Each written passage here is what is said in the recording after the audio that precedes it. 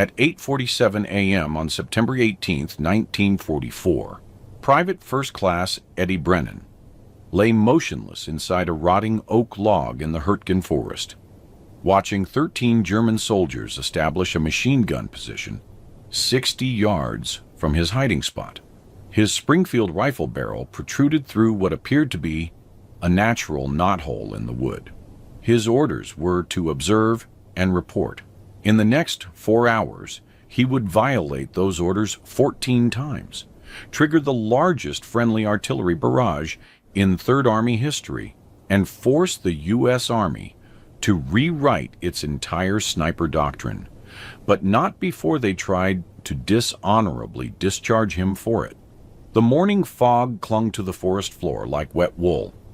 Brennan had been inside the log since 03:30, inserted under darkness by a 2-man patrol who thought he was insane. The log measured 9 feet long, hollowed by decades of decay, with an interior diameter barely wide enough for his shoulders. He'd lined the inside with a rubberized poncho to keep the rot smell off his uniform. His canteen pressed against his kidney. His left leg had gone numb an hour ago. Through his scope, he watched the Germans work. They were efficient. Feldwebel with a scarred face directing placement. MG-42 on a tripod. Ammunition belts arranged in neat coils. They were setting up to enfilade the forest trail, where Baker Company would advance at 11 a.m. Brennan knew this because he'd studied the battalion plan the night before. He also knew Baker Company had 143 men. The MG-42 fired 200 rounds per minute. He did the math. Baker Company would cease to exist. His orders were explicit. Observe enemy positions. Mark coordinates. Exfiltrate after dark. Report findings. Do not engage unless compromised. Captain Holloway had been clear about this. Your eyes, Brennan. Not a trigger puller. We need intelligence, not cowboy bullshit. Brennan adjusted his position half an inch. The log creaked. A German private turned his head. Brennan stopped breathing. The private stared directly at the log for 8 seconds, then returned to stacking ammunition boxes. Brennan exhaled through his nose. His heart hammered against the rotting wood. Eddie Brennan grew up in Johnstown, Pennsylvania, where his father worked the blast furnaces at Bethlehem Steel, until a ladle accident crushed both his legs in 1936. After that, Eddie became the family earner at age 14. He worked the salvage yards, stripping copper wire from machinery, selling scrap metal, learning to identify valuable components in industrial wreckage. His hands developed calluses like armor. His eyes learned to see what others missed. The stress fracture in a support beam, the valuable casting hidden under rust, the weakness in any structure. Saturdays, he hunted groundhogs in the strip mine wastelands east of town. His rifle was a .22 single-shot his grandfather had used in the Great War. Ammunition cost money they didn't have, so every shot had to count. He learned to wait, sometimes 4 hours for a single groundhog, sometimes all day. Patience became muscle memory. He also learned to disappear. The mine police didn't like kids on company property. Brennan discovered that if he stayed absolutely still against the right background, men would look directly at him and see nothing. Not camouflage, not hiding, just understanding that human eyes register movement, not stillness. He once watched 2 security guards search for him while he sat motionless 15 feet away against a slag pile. They gave up after 20 minutes. When he enlisted in December 1942, the recruiter asked what skills he had. Brennan said he could shoot and stay still. The recruiter laughed and stamped his papers for infantry. By September 1944, Brennan had survived North Africa, Sicily, and Normandy. He'd been trained as a designated marksman after a lieutenant noticed he'd made 8 kills in 3 days during the hedgerow fighting, all single shots, all over 300 yards. They gave him a Springfield with a Untold scope and told him to keep doing what he was doing. But what he'd been doing wasn't working anymore. The Hürtgen forest ate soldiers. The Germans had transformed 50 square miles of dense woodland into a killing maze, interlocking fields of fire, pre-sighted artillery coordinates, machine gun nests hidden in bunkers built from logs that American mortars couldn't penetrate, snipers in tree platforms, minefields disguised as forest trails. American doctrine said advance through the forest in company strength. Clear each strong point with infantry assault supported by artillery. American casualties said that doctrine was killing them faster than the Germans. In 3 weeks, Brennan's battalion lost 97 men. He knew because he kept a list, not just numbers.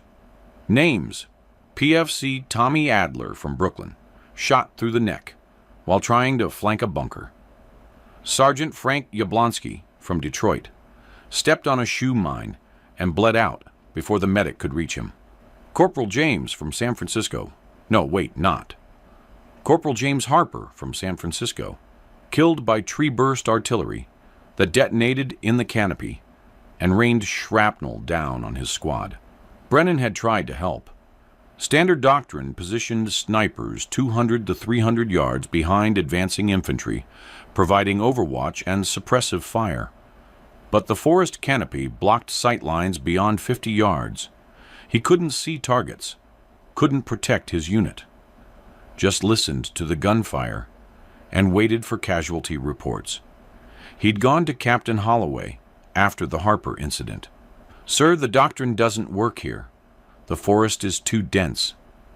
I need to get forward of the advance, find hide positions deep in German territory, take out their machine guns before they can engage our infantry." Holloway had stared at him like he'd suggested charging Berlin alone. "Forward of the advance? That's suicide, Brennan. And it violates every principle of sniper employment. You stay with the company. That's an order." "Sir, we're losing 30 men a week to machine gun ambushes." "You can follow orders, Private. Snipers don't operate independently in this army. You're not a partisan. You're not a one-man war. You're part of a unit, and units function through coordination and command structure." Dismissed. Brennan saluted and left. That night, he sat in his foxhole and did the math. 30 men a week. 4 weeks until they rotated out. 120 more names on his list, unless something changed. The next morning, he went to First Sergeant McKenna, a coal miner from West Virginia, who'd survived Kasserine Pass by ignoring a colonel's order to hold position. McKenna listened, said nothing, then told Brennan to report to Lieutenant Hayes, the battalion S2 intelligence officer. Hayes was 23 years old, Harvard-educated, and had the haunted look of someone who'd just realized his education was worthless. He listened to Brennan's proposal, then asked 3 questions. Can you infiltrate to position without being detected? Can you survive 12 hours alone in German territory? Can you exfiltrate if compromised? Brennan said yes to all 3. He didn't mention he'd never done any of them. Hayes studied him for a long moment, then opened a map case and pointed to a sector 300 yards into German-held forest. "Baker Company advances down this trail at 1100 tomorrow. Intelligence indicates Germans have established positions along this ridge. I need locations, strength estimates, weapon types. You'll insert, observe, exfiltrate after dark. Observe only. Do not engage unless compromised. If you're captured, you are acting without orders. Understood?" Brennan understood perfectly. Hayes was giving him deniable authorization. If Brennan succeeded, Hayes would claim credit. If Brennan failed, Hayes would deny knowledge. Either way, Brennan would finally be in position to do something useful. That night, he couldn't sleep. Not from fear, from planning. The forest floor was too exposed. German patrols, noise discipline impossible with dry leaves. Tree platforms were suicide. German snipers already owned the canopy. Bunkers required construction time he didn't have. He needed something that existed naturally, that Germans wouldn't investigate, that provided concealment and a firing position. He left his foxhole and walked the forest edge. Moonlight filtered through gaps in the canopy. He was looking for something specific, though he couldn't have explained what. After 30 minutes, he found it. A massive oak log, fallen years ago, rotted hollow, lying parallel to what would be the German approach route. He knelt beside it and peered inside. The interior had decomposed into soft punk wood, but the outer shell remained intact. The log had several natural knotholes. One faced the direction Germans would approach. Another provided a view downrange. He spent the next hour evaluating. The log sat in a slight depression, partially obscured by ferns. From 20 yards, it looked like forest debris. From 10 yards, it still looked like forest debris. The interior smelled like death and mushrooms, but it was dry.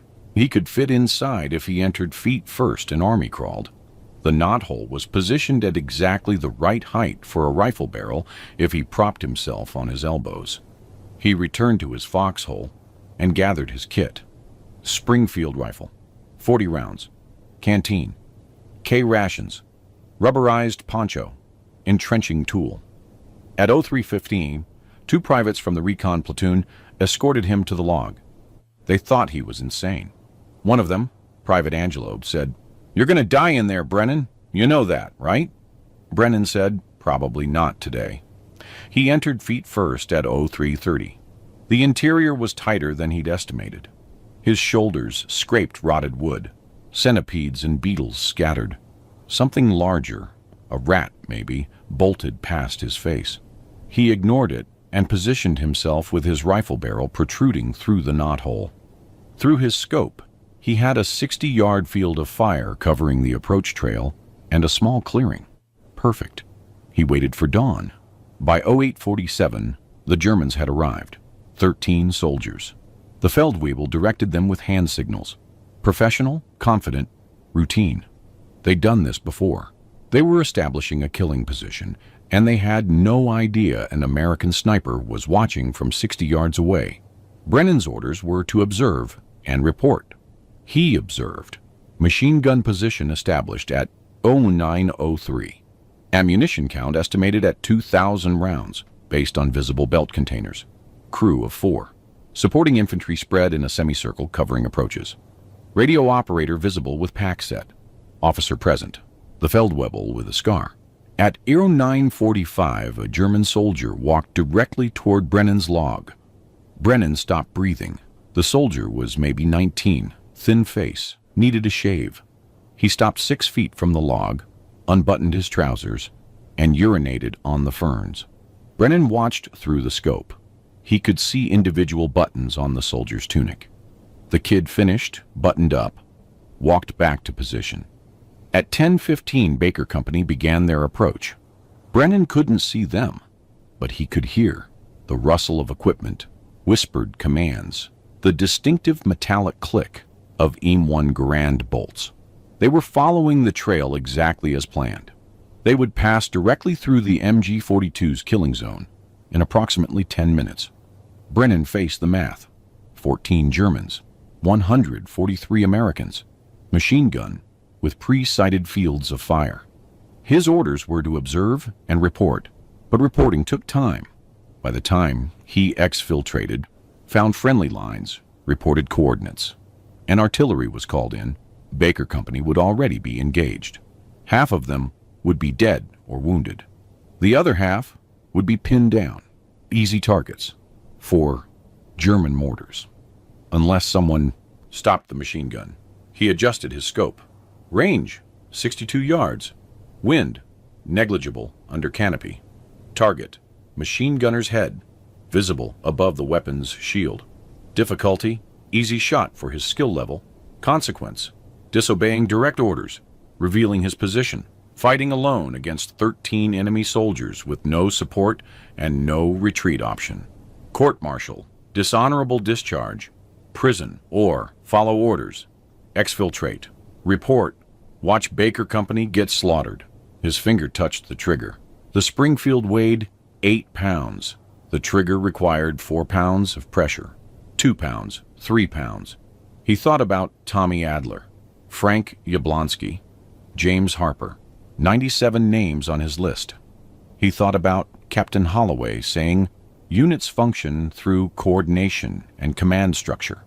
He thought about his father, legs crushed by a ladle, because some engineer had calculated the chain strength wrong and decided profits mattered more than safety.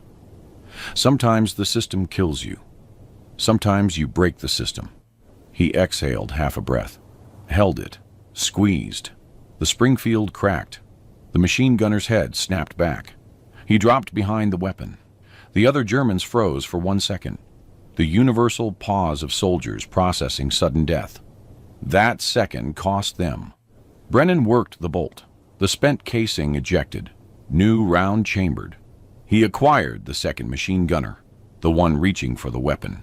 Range unchanged. Squeeze. The second gunner fell across the first. Now the Germans reacted. Shouts in German. Soldiers dove for cover. The Feldwebel screamed orders. Brennan shifted aim. Radio operator reaching for handset. Squeeze. The operator collapsed onto his equipment. 9 seconds, 3 shots, 3 kills. The Germans had no idea where the fire was coming from. The Feldwebel was smart. He started directing fire at likely sniper positions. The ridgeline, the trees, the bunker to the east, nowhere near the log. The Germans poured rifle fire into empty forest. Brennan acquired a soldier firing from behind a tree. Adjusted for the angle. Squeezed. 4 kills. 15 seconds. A German private figured it out. He turned and stared directly at the log, mouth opening to shout. Brennan shot him through the chest. The private went down. But the others saw where he'd been looking. Rifle fire converged on the log. Bullets punched through rotted wood 6 inches above Brennan's head. Splinters rained down. The log shook with impacts. Brennan pressed himself flat against the bottom, waiting for the volley to pass. It passed. The Germans couldn't maintain fire. They were exposed, and they didn't know if there were other American snipers positioned. The Feldwebel made the smart decision. Withdrawal. He screamed orders. The remaining 8 soldiers began falling back by pairs, suppressive fire covering movement. Brennan rose to his elbows, acquired a soldier retreating, led the movement, squeezed. The soldier fell. Brennan worked the bolt, acquired another, squeezed. 7 left.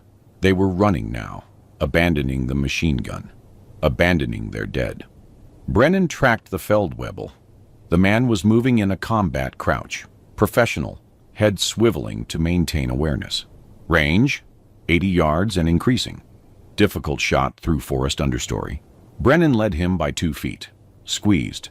The Feldwebel dropped. The remaining 6 Germans vanished into the forest. Brennan counted to 60. No movement.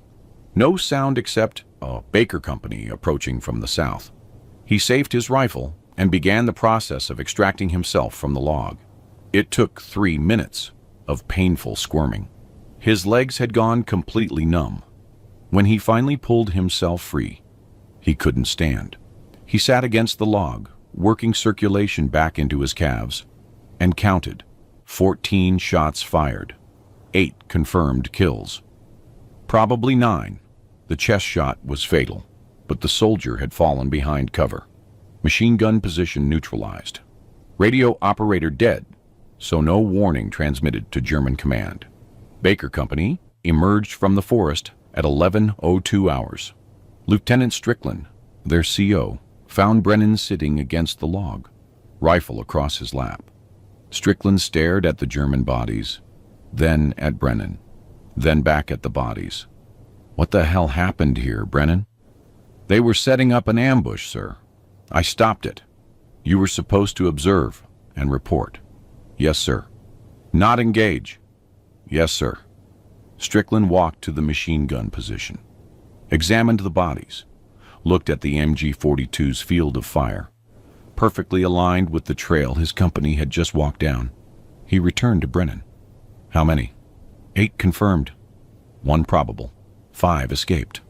Strickland was quiet for a moment. Then you saved my company. Just following doctrine, sir. Neutralizing threats to friendly forces. That's not doctrine. I don't know what that is. Strickland keyed his radio. Baker 6 to battalion. Contact at Grid Echo 7. Multiple enemy KIA. Positions neutralized. Requesting instructions. The radio crackled. Captain Holloway's voice. Baker 6. Identify who made contact. Strickland looked at Brennan. PFC Brennan, sir. Long pause. Then, send him to Battalion HQ immediately.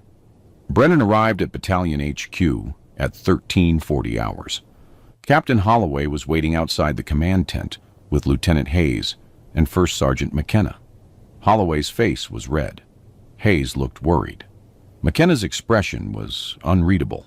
Holloway didn't wait. You disobeyed direct orders? Yes, sir. You engaged enemy forces when explicitly told not to? Yes, sir. You operated independently, risking compromise of your position and endangering battalion intelligence operations? Yes, sir. You also neutralized a machine gun position that would have killed or wounded approximately half of Baker Company. Holloway pulled a folded map from his pocket. Lieutenant Hayes, explain. Hayes spread the map on a field table. Germans have been establishing ambush positions along predictable advance routes. This is the 3rd time this week we've encountered pre-sighted machine gun positions covering forest trails. Intelligence estimates they've been responsible for 60% of our casualties in this sector. Holloway pointed at the map. We've been trying to predict these positions based on terrain analysis and signal intelligence. We've been wrong 3 times. Cost us 42 men. He looked at Brennan. You found one. How? Infiltrated forward of our lines. Found a hide position. Waited for them to arrive. In a hollow log. Yes, sir. For 6 hours. Closer to 7, sir. Holloway stared at him. That's insane. It worked, sir. McKenna cleared his throat. Captain, permission to speak. Go ahead, Sergeant. In 3 weeks, we've lost 97 men to German ambushes. Brennan eliminated 1 ambush position and saved Baker Company. If we're court-martialing him for that, we should court-martial every officer who followed standard doctrine and got soldiers killed. Holloway's jaw tightened. That's not how the Army works, Sergeant. Maybe it should be, sir. Silence. Wind moved through the forest canopy. Somewhere distant, artillery rumbled. Hayes spoke carefully. Sir, I gave Brennan authorization to infiltrate and observe. He exceeded those orders, but the result was successful. If we punish him, we're telling every soldier in this battalion that initiative gets you court-martialed. Holloway paced. If I let this stand, every sniper in 3rd Army will think they can operate independently. We'll have chaos, no coordination, no command structure. Or, McKenna said, we'll have soldiers who take initiative when they see American lives in danger. More silence. Holloway looked at Brennan. You understand you should be facing a court-martial right now. Yes, sir. You disobeyed direct orders. Yes, sir. And you'd do it again, wouldn't you? Brennan didn't hesitate. If it saved American lives, yes, sir. Holloway exhaled slowly. Get out of my sight, Brennan. Report to Lieutenant Hayes for mission planning. If you're going to be a cowboy, you're going to be a supervised cowboy. Word spread fast. By evening, every rifle company in the battalion knew. Brennan had been inside a hollow log for 7 hours and killed 8 Germans before they could ambush Baker Company. Soldiers who'd been ready to call him crazy started asking questions. Private Angelo, one of the scouts who'd escorted Brennan to the log, told his squad. The squad told their platoon. By nightfall, platoon sergeants were asking Battalion HQ if they could get sniper support using forward hide positions. Staff Sergeant Marcus Wheeler from Charlie Company found Brennan after evening chow. Wheeler was 31, a construction foreman from Georgia who'd helped build half the bunkers at Fort Benning. He sat down on Brennan's foxhole rim without asking. Need to know how you did it. Did what? Found the position, the log. How'd you know it would work? Brennan cleaned his rifle while he talked. Germans set ambushes where they expect us to advance. That means trails, clearings, anywhere that channels movement. If you want to stop them, you need to get there first and wait. But you can't dig in. They'll spot fresh earth. You can't climb trees. They own the canopy. You need something that's already there. Something they'll ignore. Like a log. Like anything. Logs, rock formations, deadfall piles, burned out vehicles. Anything that's been there long enough to look natural. Wheeler nodded slowly. Charlie Company pushes east tomorrow. Germans have been hitting us from a bunker complex near Grid Delta 4. You think this would work there? Depends on terrain. Show me. They spent an hour looking at maps. Wheeler pointed out the approach route, known German positions, likely ambush sites. Brennan identified 3 potential hide positions: a collapsed barn foundation, a drainage culvert, and a cluster of boulders on the German side of the line. Wheeler said, I want to try it. Got a designated marksman in my platoon. Kid named Taylor. Good shot. Can you teach him? Teach him what? How to be you. Brennan almost laughed. It's not complicated. Find cover that doesn't look like cover. Get there before dawn. Stay still. Wait for targets. Don't move until you have a shot that matters.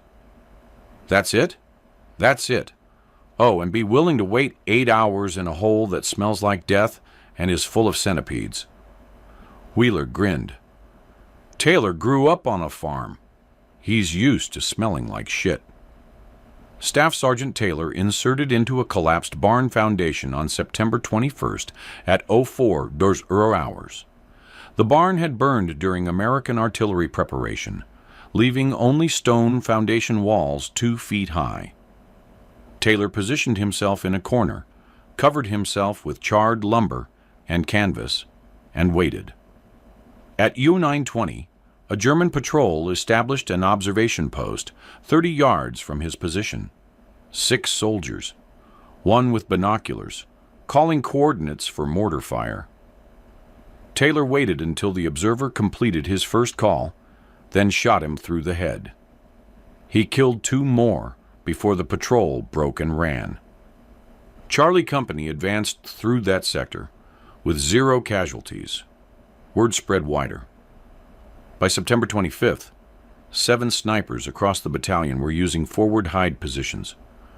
3 in logs, 2 in drainage culverts, 1 in a burned-out Stug 3, 1 inside a latrine pit the Germans had abandoned. Results were immediate and measurable. September 1st, 20. Average daily casualties from ambush, 4.2. September 21st, 30. Average daily casualties from ambush, 1.8. Battalion S2 compiled a report. Estimated enemy ambush positions neutralized, 14. Estimated American lives saved, 63. Method, forward infiltration using natural concealment. Originator, PFC Edward Brennan. Captain Holloway forwarded the report to Regiment. Regiment forwarded to Division. Division buried it. No official response, no doctrine change, no training bulletin, just silence. But soldiers don't need official approval. They need what works. On October 3rd, a German Hauptmann named Otto Richter wrote a letter to his wife that was intercepted by Allied intelligence. The Americans have changed tactics. Their snipers no longer position behind their lines. They infiltrate our territory during night, establish positions we cannot detect, and wait for us to expose ourselves. Yesterday, we lost 8 men to a sniper we could not locate.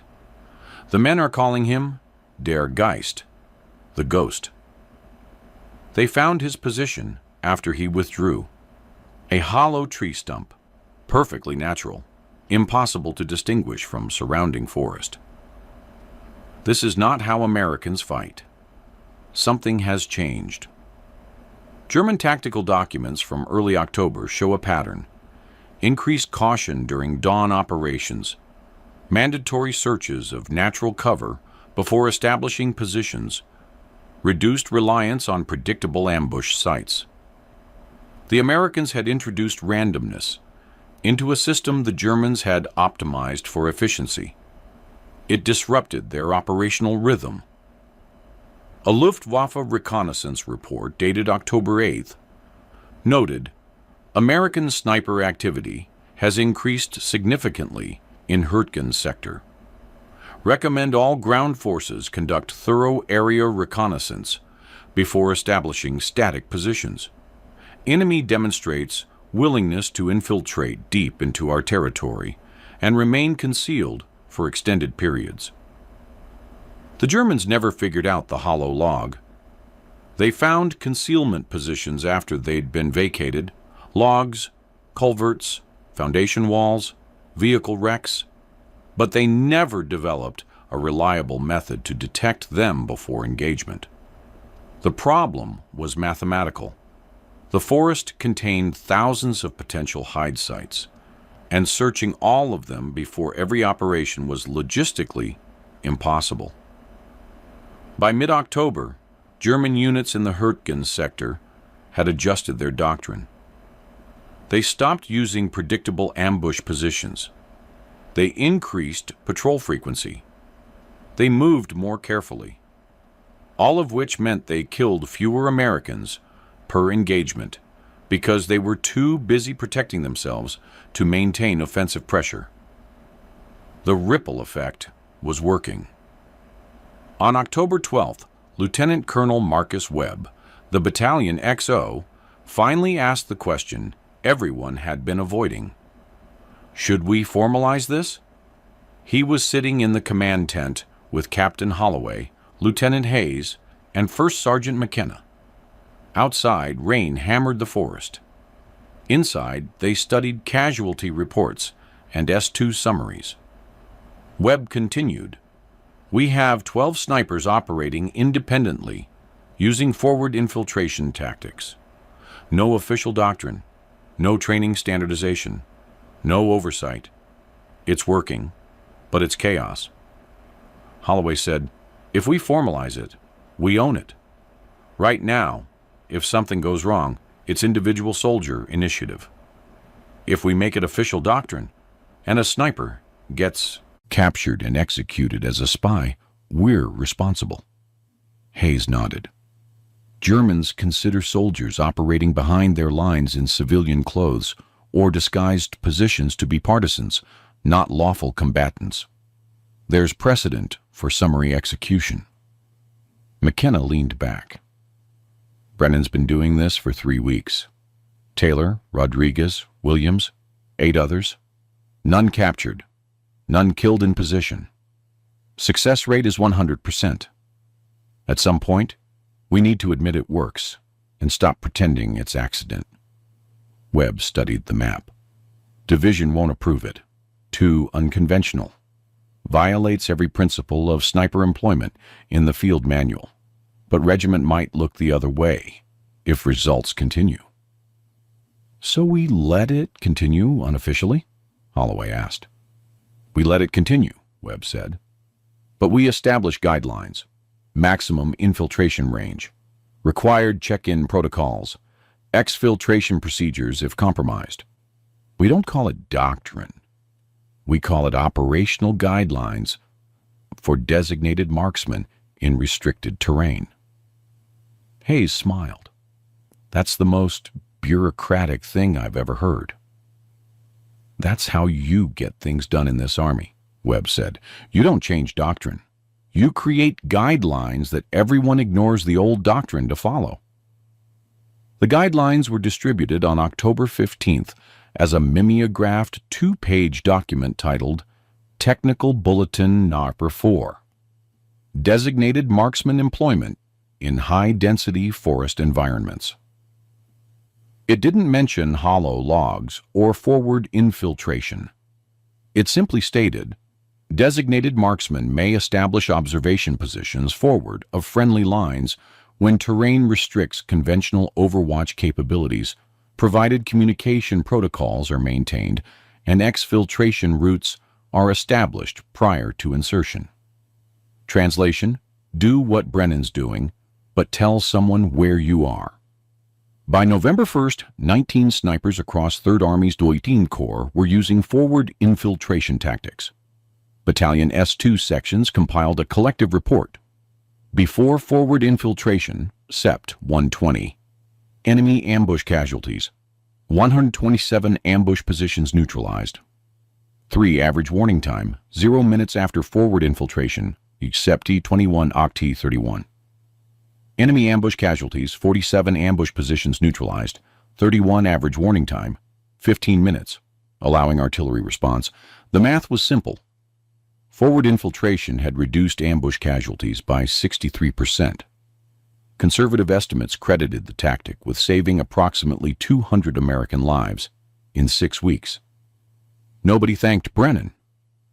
Technical Bulletin No. 44 didn't mention his name. The S2 report attributed the success to improved intelligence gathering and tactical adaptation to terrain conditions.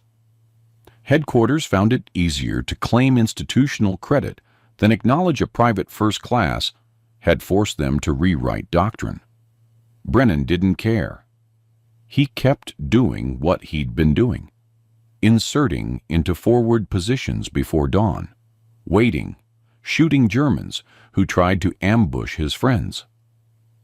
On November 8th, he made his 23rd infiltration, a collapsed root cellar 400 yards into German territory. He spent 11 hours inside, killed 4 Germans setting up a mortar position, exfiltrated at dusk. Routine operation, just another day. Except that morning, First Sergeant McKenna had recommended him for the Silver Star. Captain Holloway approved it. Lieutenant Colonel Webb signed off. The recommendation went to Division. Division disapproved it. Reason given: insufficient documentation of actions under fire. Translation: we're not giving medals to soldiers who violate doctrine, even when it works. The Hurtgen Forest Campaign ended in December 1944. American casualties, approximately 33,000. German casualties, approximately 28,000. Tactical outcome? Inconclusive. The forest remained a killing ground until Allied forces bypassed it entirely during the spring 1945 offensive. But in one battalion of the 28th Infantry Division, casualties from ambush dropped by 63% between September and December 1944. In that battalion, soldiers stopped dying to machine guns they never saw. They stopped walking into kill zones designed by Germans who understood the terrain better than American planners. They stopped being predictable. They learned to be ghosts. By war's end, forward infiltration tactics had spread to 7 divisions across 3rd and 7th Armies. Official doctrine never changed. The 1943 Field Manual remained in effect, but training sections quietly began teaching reconnaissance in force techniques that looked suspiciously like what Brennan had invented in a Pennsylvania salvage yard and perfected in a German forest. After Germany surrendered, the Army conducted operational analysis studies. One report, classified until 1954, examined sniper effectiveness in European theater operations. It noted unconventional employment of designated marksmen in forward concealment positions demonstrated significant tactical advantage in high-density terrain. Recommend further study for incorporation into post-war doctrine revision. The study didn't mention Brennan. It didn't need to. By 1954, every sniper school in the U.S. military taught forward infiltration as standard doctrine. They called it hide site selection and establishment. They taught it with PowerPoint presentations and training manuals. They made it official. They just forgot where it came from. Eddie Brennan survived the war. He was discharged in October 1945 at Camp Kilmer, New Jersey, with final rank of sergeant and a combat infantryman badge. No Silver Star. No official recognition for saving 200 lives. Just an honorable discharge and a train ticket to Pennsylvania. He went home to Johnstown and took a job at the same salvage yard where he'd worked before the war. He married a nurse named Helen, whom he'd known in high school. They had 3 children. He never talked about the hollow log. Never mentioned the 14 Germans he'd killed in 4 hours. Never explained why he'd get quiet. Sometimes in the fall when leaves covered the ground and the forest smell came through the windows. In 1963, a military historian researching unconventional tactics in WW found Technical Bulletin Grar 44 in Army archives. The historian traced its origin through after-action reports and S2 summaries back to a single incident in September 1944. An unnamed PFC who'd neutralized a machine gun position while operating alone from inside a hollow log. The historian spent 2 years tracking down witnesses, interviewing veterans, cross-referencing unit rosters.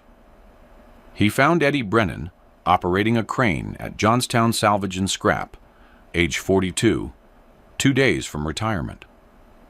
The historian asked if Brennan remembered September 18, 1944. Brennan said, "Can't say I do. What happened that day?" The historian showed him the S2 report, the casualty statistics, the doctrine changes that followed. He explained how forward infiltration tactics were now taught at Fort Benning and Quantico, how thousands of soldiers had been trained in techniques Brennan had invented, how modern sniper doctrine traced directly back to that hollow log in the Hurtgen forest. Brennan read the documents, finally said, "That's interesting." "Is there anything you want to say about it?" the historian asked. "Not really. You saved hundreds of lives, changed how the Army fights. You're a significant figure in military history."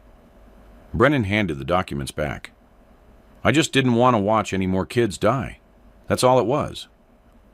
The historian published his findings in a 1967 academic paper, The Evolution of American Sniper Doctrine, 1944-1965.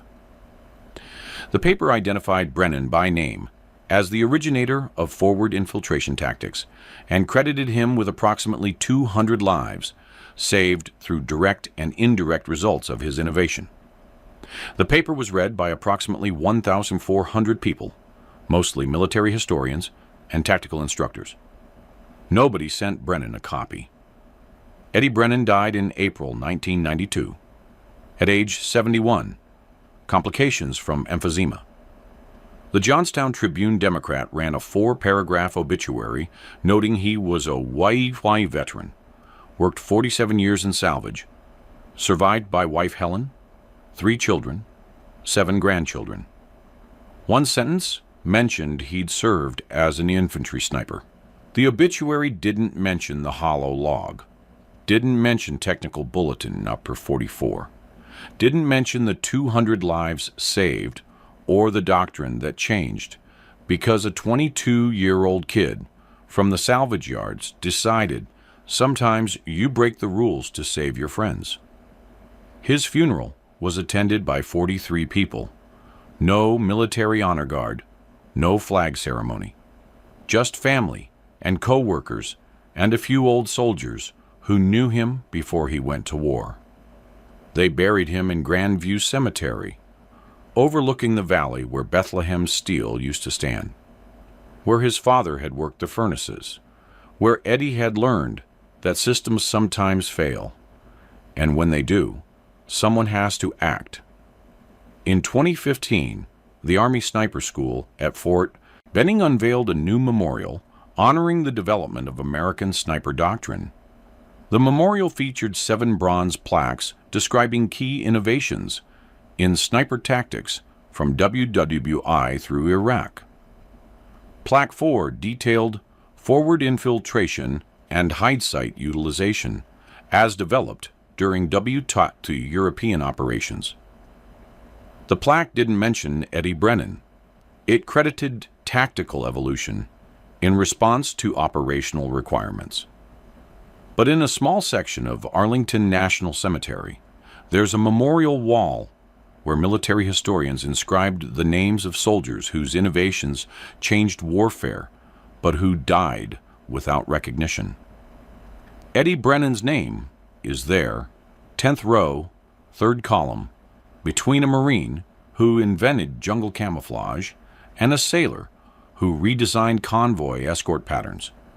Most people walk past without looking. That's how real change happens in war.